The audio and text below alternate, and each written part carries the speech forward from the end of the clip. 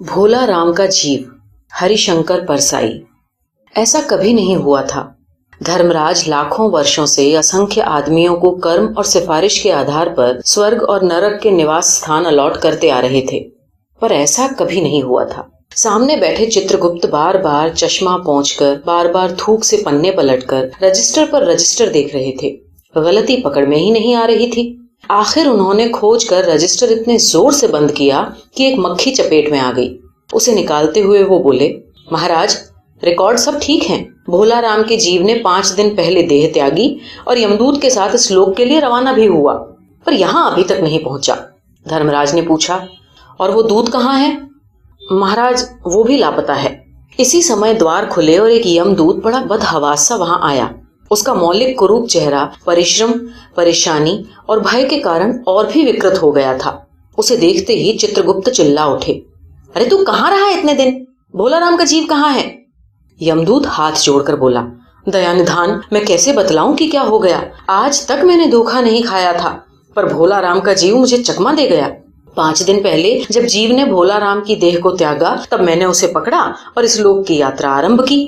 नगर के बाहर ज्यों ही मैं उसे लेकर एक तीव्र वायु तरंग पर सवार हुआ, त्यों ही वो मेरे चंगुल से छूटकर न जाने कहाँ गायब हो गया। इन 5 दिनों में मैंने सारा ब्रह्मांड छान मारा प्रभु, पर उसका कहीं पता नहीं चला।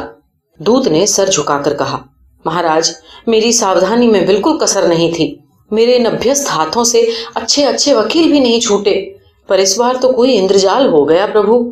चित्रगुप्त ने कहा, महाराज, आजकल पृथ्वी पर इस प्रकार का व्यापार बहुत चल रहा है। लोग दोस्तों को कुछ चीज भेजते हैं और रास्ते में ही उसे रेलवे वाले उड़ा लेते हैं। हौजरी के पार्सलों से मोजे रेलवे अफसर पहनते हैं। मालगाड़ी के डब्बे रास्ते में कट जाते हैं। एक और बात हो रही है, राजनैतिक दलों के नेता विरोधी नेता को उड़ाकर बंद कर देते हैं। कहीं भोला राम के जीव को भी तो किसी विरोधी के मरने के बाद दुर्गति करने के लिए उड़ा तो नहीं दिया गया होगा। धर्मराज ने व्यंग से चित्रगुप्त की तरफ देखते हुए कहा, तुम्हारी भी रिटायर होने की उम्र आ गई है। भला भोला राम जैसे नगण्य दीन आदमी से किसी को क्या लेना देना। इसी समय कहीं से घूमते घामते नारद मुनि वहां आ गए। धर्मराज को गुमसुम बैठा देखकर बोले, क्यों धर्मराज, कैसे चिंतित बैठे हैं? क्या नरक में निवास स्थान की समस्या अभी हल नहीं हुई? धर्मराज ने कहा, नहीं, वो समस्या तो कभी की हल हो गई। नरक में पिछले सालों से बड़े गुणी कारीगर आए हैं। कई इमारतों के ठेकेदार हैं जिन्होंने पूरे पैसे लेकर रद्दी इमारतें बनाई। बड़े बड़े इंजीनियर भी आ गए हैं जिन्होंने ठेकेदारों से मिलकर पंचवर्षीय योजनाओं का पैसा खाया। ओवरसीयर हैं जिन्होंने उन मजदूरों की हाजिरी भरकर पैसा हड़पा जो कभी काम पर गए ही नहीं। इन्होंने बहुत जल्दी ही नरक में नई इमारतें तान दी हैं।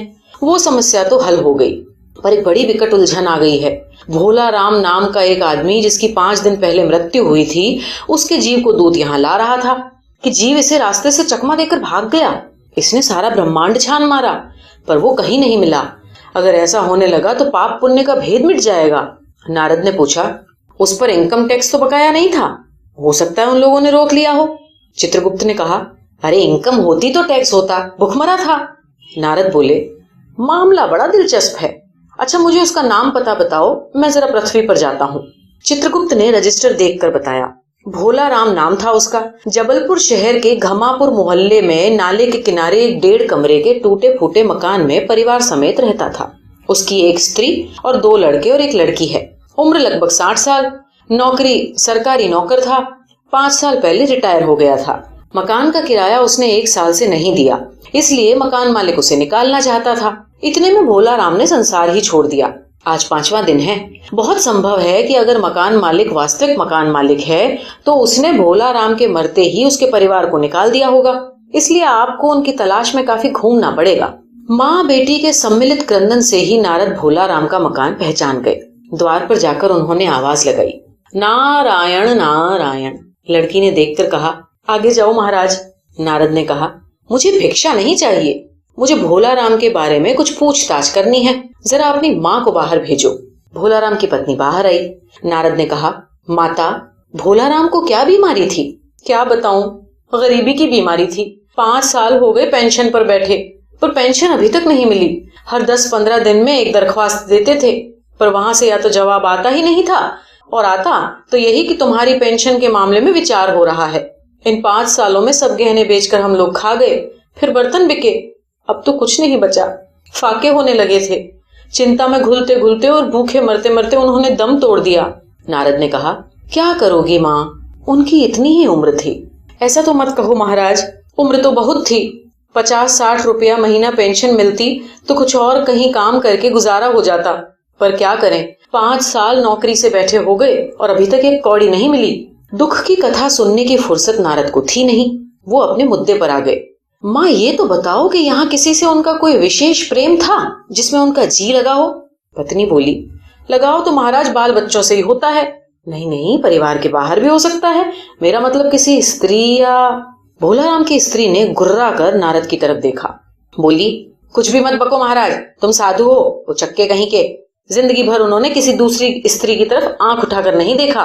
नारद हंसकर बोले, हाँ, तुम्हारा ये सोचना ठीक है, यही हर अच्छी गृहस्थी का आधार है। अच्छा माता, मैं चला।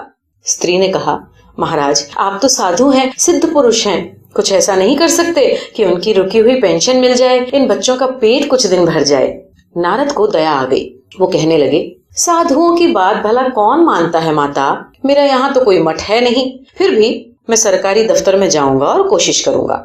वहां से चलकर नारद सरकारी दफ्तर में पहुंचे। वहां पहले ही कमरे में बैठे बाबू से उन्होंने भोलाराम के केस के बारे में बातें की। उस बाबू ने बड़े ध्यान पूर्वक उन्हें देखा और बोले, भोलाराम ने दरख्वास्तें तो भेजी थी, पर उन पर वजन नहीं रखा था, इसलिए कहीं उड़ गई होंगी। नारद ने कहा, भाई ये बहुत से पेपर वेट तो रखे हैं, इन्हें क्यों नहीं रख दिया? बाबू हंसा, आप तो साधु हैं, आपको दुनियादारी समझ में नहीं आती। दरख्वास्तें पेपर वेट से नहीं दबती। खैर, आप उस कमरे में बैठे बाबू से मिलिए। नारद उस बाबू के पास गए। उसने तीसरे के पास भेजा, तीसरे ने चौथे के, चौथे ने पांचवे के। जब नारद 25-30 बाबुओं और अफसरों के पास घूम कर आए, तब एक चपरासी ने कहा, महाराज आप क्यों इस झंझट में पड़ गए? आप अगर साल भर भी यहाँ चक्कर लगाते रहे तो भी काम न होगा। आप तो सीधे बड़े साहब से मिलिए, उन्हें खुश कर लिया तो काम अभी हो जाएगा। नारद बड़े साहब के कमरे में पहुंचे।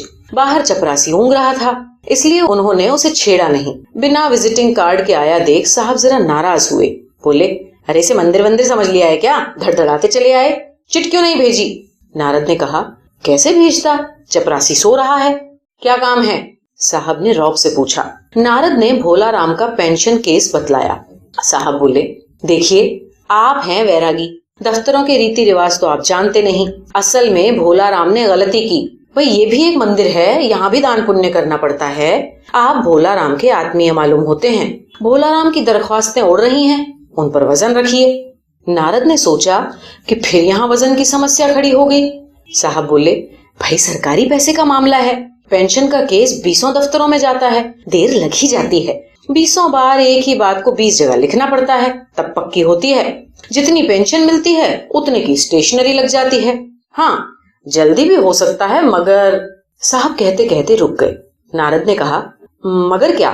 साहब ने कुटिल मुस्कान के साथ कहा, मगर वजन चाहिए, आप समझे नहीं। जैसे आपकी ये सुंदर वीणा है, इसका भी वजन भोलाराम की दरख्वास्त पर रखा जा सकता है। मेरी लड़की गाना बजाना सीखती है, ये मैं उसे दे दूंगा, और साधु संतों की वीणा में से तो वैसे भी अच्छे स्वर निकलते हैं। नारद अपनी वीणा को छिनते देखकर जरा घबराए, फिर संभल कर उन्होंने वीणा को टेबल पर रखकर कहा, ये लीजिए, अब जरा जल्दी उसकी पेंशन का ऑर्डर निकाल दीजिए। साहब ने प्रसन्नता से उन्हें कुर्सी दी, वीणा को एक कोने में रखा और घंटी बजाई। चपरासी हाजिर। साहब ने हुक्म दिया, जाओ बड़े बाबू से भोलाराम के केस की फाइल लाओ। थोड़ी देर बाद चपरासी भोलाराम की 100-150 दरख्वास्तों से भरी फाइल लेकर आया। उसमें पेंशन के कागजात भी थे। साहब ने फाइल पर का नाम देखा और निश्चित करने के लिए पूछा, क्या नाम बताया साधु जी आपने? नारद समझे कि ये कुछ ऊंचा सुनता है, इसलिए जरा जोर से बोले, भोलाराम। सहसा फाइल में से आवाज आई, कौन पुकार रहा है मुझे? पोस्टमैन है क्या? पेंशन का ऑर्डर आ गया? नारद चौंके और दूसरे ही क्षण समझ गए। बोले, भोलाराम, क्या तुम भोलाराम के जीव हो? हाँ, आवाज आई। नारद ने कहा, अरे मैं नारद हूँ, नारद, मैं तुम्हें लेने आया हूँ, चलो स्वर्ग में तुम्हारा इंतजार हो रहा है। आवाज आई, मुझे नहीं जाना, मैं तो पेंशन की दरख्वास्तों में अटका हूँ, यहीं मेरा मन लगा है, मैं अपनी दरख्वास्तें छोड़कर नहीं जा सकता।